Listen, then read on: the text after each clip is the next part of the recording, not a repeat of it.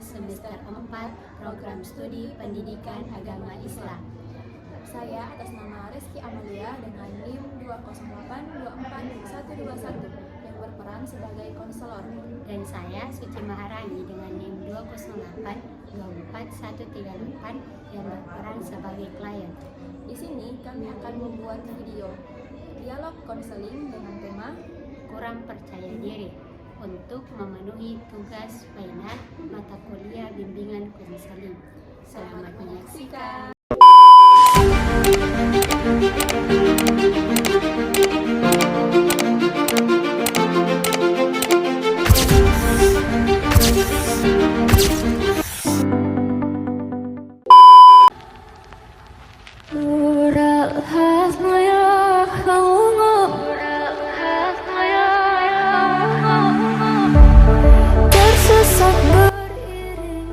Jangan pernah sia-siakan momen kamu berbicara di bangku, apalagi momen kuliah ini.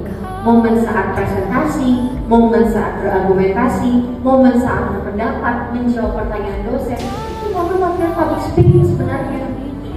Tapi kalau seandainya kita masih latihan presentasi, makalah dari presentasi, laporan, masih sambil membaca, atau hanya melihat salin presentasi ke belakang, di mana latihannya?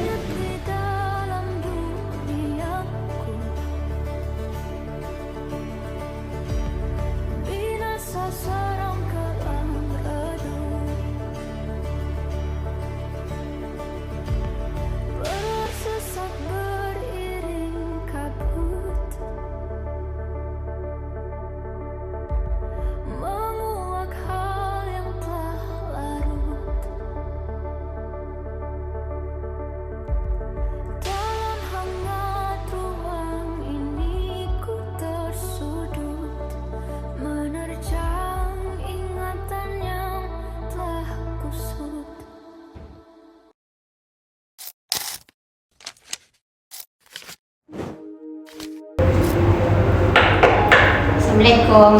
Salam. Silakan duduk. Sebelumnya perkenalkan, nama saya Reski Amalia. Saya mengucapkan terima kasih karena kamu sudah datang.